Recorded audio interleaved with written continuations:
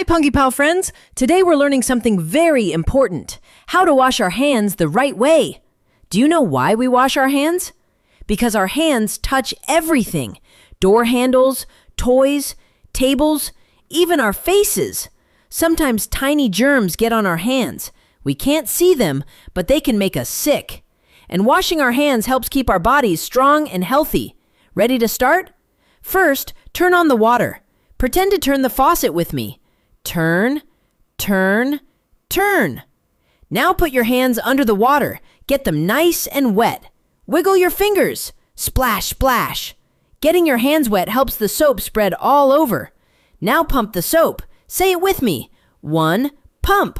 Rub your hands together. Make bubbles. Lots of bubbles. Scrub the front of your hands. Now the backs of your hands. Don't forget between your fingers. Why do we scrub everywhere? Because germs like to hide in tiny spaces. Now scrub your thumbs. Wrap your hand around your thumb and twist. Scrub your fingertips and under your nails. That's where lots of germs hide. Let's count to 20 while we scrub so we clean really well. Count with me. 1, 2, 3, 20. Great job! Keep scrubbing until all your hands feel slippery and bubbly. Now rinse. Put your hands back under the water. Watch the bubbles wash away. Bye-bye, germs!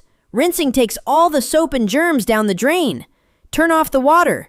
Turn, turn, turn. Now grab a towel. Pat your hands dry. Dry hands are important because germs grow better on wet hands. Now look at your clean hands. Smell them. When should we wash our hands? Before we eat. After the bathroom. After coughing or sneezing. After playing outside. You did an amazing job protecting your body. High five!